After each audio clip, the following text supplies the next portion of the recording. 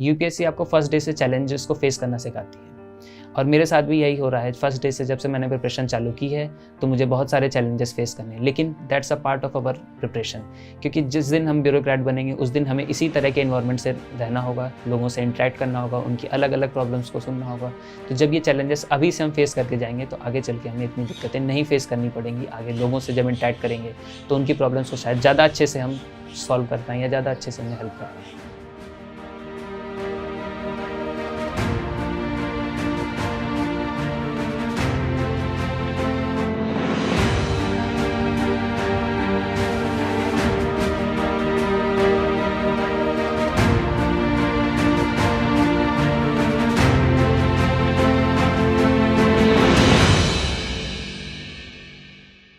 Hello everyone, myself Mehanshu Panday. I belong to Kanpur.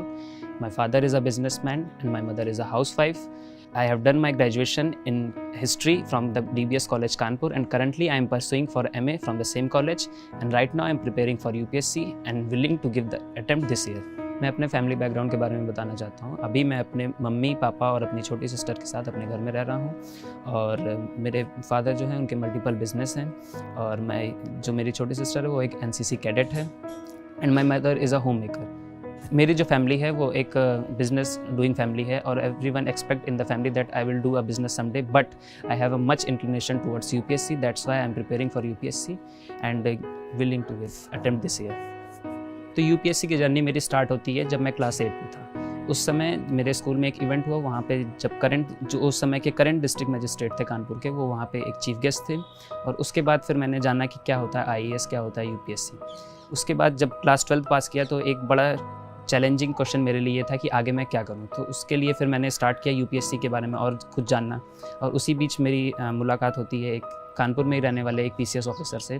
तो उन्होंने मुझे सारी चीज़ें बताई कि क्या क्या होता है UPSC में, सिलेबस क्या होता है, और उसके बाद जानने के बाद मुझे लगा कि मैं ये कर सकता हूँ। और क्योंकि मेरा हिस्ट्री का बैकग्राउंड रहा है और मेनली ऐसा मतलब ट्रेंड देखा हुआ है कि जो ह्यूमैनिटेरियन जो सब्जेक्ट लेते हैं वो UPSC ज़्यादा अच्छे से क्लियर करते हैं, या उनके लिए ही मतलब ऐसा बोला जाता है कानपुर में कि उन्हीं के लिए UPSC बना हुआ है।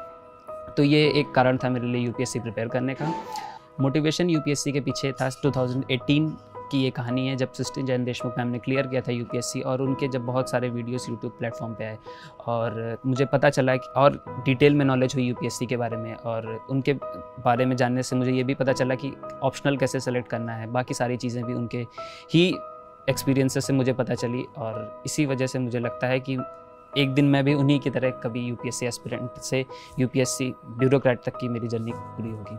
डेली रूटीन के बारे में मैं अब आपको बताना चाहता हूँ। डेली रूटीन मेरा बहुत सिंपल है, लेकिन हाँ UPSC एस्पिरेंट्स के लिए वो बिल्कुल कॉमन ही होगा, क्योंकि starting with waking up at 5 o'clock मैं थोड़ी देर मेडिटेट करने की कोशिश करता हूँ। अभी तो स्टार्ट ही किया है लेकिन उतना पॉसिबल नहीं हो पाता है, फिर भी कोशिश जारी है। उसके बाद फिर थोड़ी देर रिवीजन पुरानी क्लासेस का, और उसके बाद फिर नहाने के साथ साथ बाकी household works, and after that we start taking classes at Unacademy with Deepanshu sir, and उसके बाद फिर current affairs analysis and polity की क्लासेस, और फिर उसके बाद मॉक टेस्ट प्रिपरेशन जो भी क्योंकि UPSC प्रीलिम्स अब जून में आ गया है, तो मेरी कोशिश ये रहती है कि जितने ज़्यादा से ज़्यादा मॉक टेस्ट क्वेश्चन प्रैक्टिस कर सकूँ वो कर लेता हूँ। फिर उसके बाद शाम के टाइम में छोटे बच्चों को क्लास 5th और 7th के बच्चों को ट्यूशन देने के लिए जाता हूँ, और उसके बाद वहाँ से वापस आने के बाद थोड़ी देर अपने लिए निकालता हूँ ताकि मैं फ्रेश माइंड हो जाऊँ। और उसके बाद फिर क्लासेस होती हैं लेकिन थोड़ी देर गैप हो जाता है उस बीच में, तो मैं कोशिश करता हूँ कि थोड़ा सा अपने शेड्यूल को मैनेज करूँ और थोड़ा सा अपने को टाइम दूँ।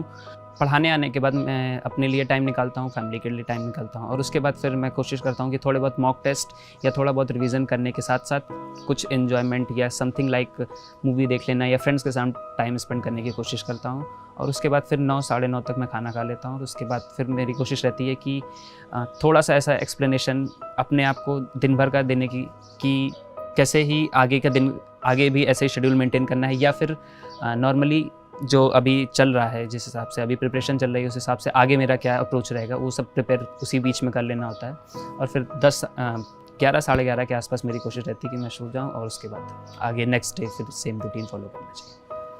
यूपीएससी की प्रिपरेशन में सबसे बड़े चैलेंजेस आते हैं सोसाइटी के ताने, जो कि मुझे लगता है कि ऐसा कोई भी यूपीएससी एस्पिरेंट नहीं है जिसको झेलना ना पड़ता हो। सबसे पहली चीज़ मेरे सामने ये आई थी कि अच्छा खासा फैमिली सेटल्ड बिजनेस था और मुझे कैरी फॉरवर्ड कर सकता था आगे में, लेकिन मुझे यूपीएससी की तरफ इंक्लिनेशन ज़्यादा था, तो मैंने सोचा कि यूपीएससी की ही प्रिपरेशन करते हैं। और फिर नॉर्मली टाइम मैनेजमेंट सबसे बड़ा चैलेंज होता है हमारे लिए कि टाइम मैनेज कैसे करें, स्टडीज़ का time, family time and friends and relatives का टाइम, ये भी बहुत बड़ा चैलेंज है हमारे लिए। लेकिन फिर भी मैं कोशिश करता हूँ कि सबको बराबर टाइम देने की, लेकिन कभी कभी होता है कि वो नहीं निकल पाता है, तो जाहिर सी बात है फिर लोग नाराज़ हो जाते हैं कि ये नहीं बड़ा मतलब यूपीएससी एस्पिरेंट बनने की, वो कि अपने अंदर दिखाने की कि मैं बहुत पढ़ता हूँ ये। लेकिन हाँ ठीक है, चैलेंजेस हैं, लेकिन उनको मैनेज करना भी अच्छे से सीखना चाहिए। और ये जर्नी ऐसी है कि जो मुझे बहुत कुछ सिखा रही है और बहुत सारा चेंज मेरे में अभी से ही ला दिया है उसने।